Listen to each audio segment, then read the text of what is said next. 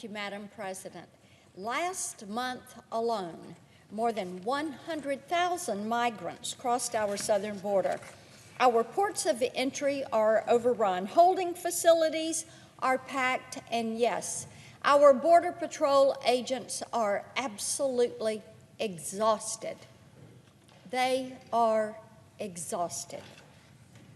This isn't just a logistical challenge. It's a tragedy made worse by the Biden administration's disastrous open borders policies. The crisis is escalating, especially for the tens of thousands of children who have arrived in this country very much alone. Unaccompanied minors accounted for nearly 10% of all migrants who crossed our border last month.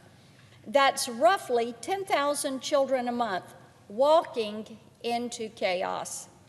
Anyone paying a bit of attention knows what's going on here. Customs and Border Protection has been sounding the alarm on the connection between children and human trafficking for years. The coyotes, the cartels, and the gangs use children as drug mules. They use them as sex slaves. If you don't believe me, ask anyone with the CBP why they administer pregnancy tests to little girls as young as 13 as soon as they arrive at the border. This is a heartbreaking situation. These children are living in hell, and it's getting worse. False claims of family ties have fueled a rise in fraudulent asylum claims and in human trafficking.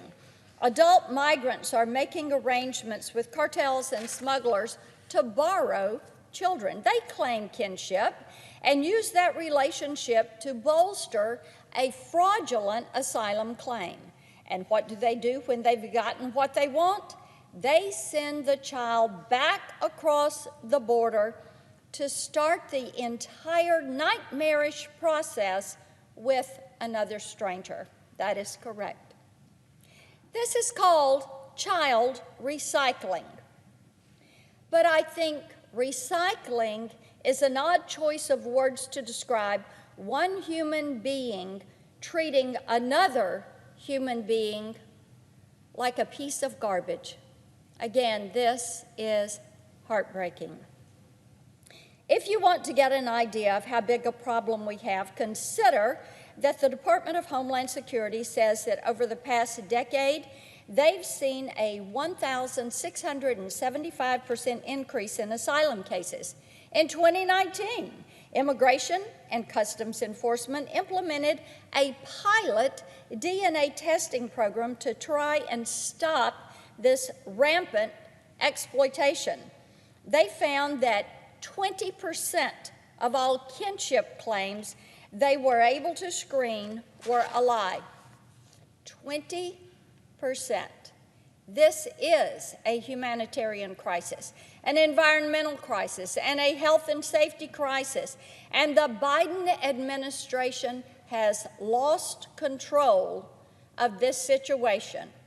But there are things we can do right now to protect these children and to put the smugglers in check.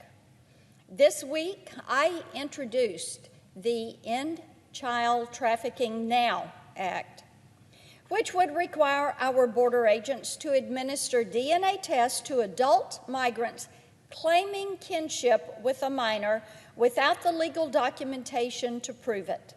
If the adult refuses, they'll be immediately deported. Furthermore, the bill mandates a 10-year penalty for all alien adults who lie about their relationship with a minor.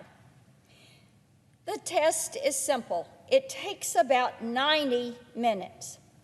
90 minutes could mean the difference between that child finding safety in the United States and that child being dragged back to a cartel. We're on pace to see 17,000 more unaccompanied minors arrive this month. ICE proved this testing strategy can help protect them. There's no valid fact-based reason not to do it.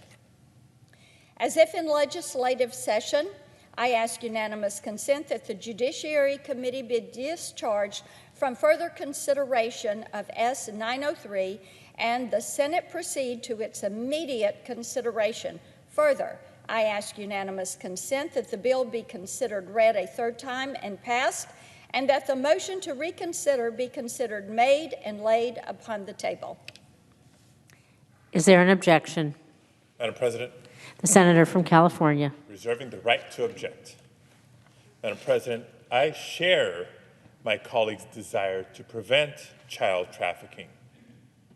Trust me, as a parent, I know it's a laudable goal. But as drafted, this bill would create enormous and instant chaos at airports around the country and every other port of entry. As written, it would require every foreign family that seeks admission to the United States, even just for a family vacation, to have a third-party witness attest to their affiliation or else submit to a DNA test.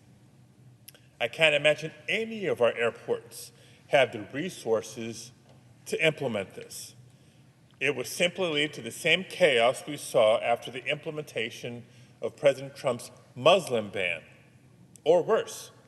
It would overwhelm our law enforcement officials and create bottlenecks at customs for citizens and non-citizens alike, not to mention the many legal and ethical questions as it pertains to genetic privacy and the storage of that information. I'd be more than happy to sit down with my colleague from Tennessee in the context of a larger discussion about immigration reform to see how we can ensure that we include provisions to prevent child trafficking. But I don't think this bill, as drafted, will actually accomplish that goal. And so, I object. Objection is heard. Madam President. The senator from Tennessee. Thank you, Madam President. I think my colleague understands that this bill would apply to individuals, to adults that cannot show kinship and do not have legal documentation.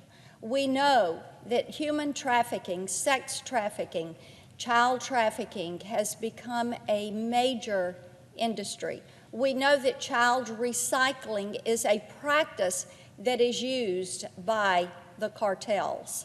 We know that they are using this to move adults into the country. Thereby, this is something that would put the cartels in check and show that we are not going to stand for them recycling children, claiming kinship to children who are not theirs, and trying to move drug smugglers and cartel members into this country.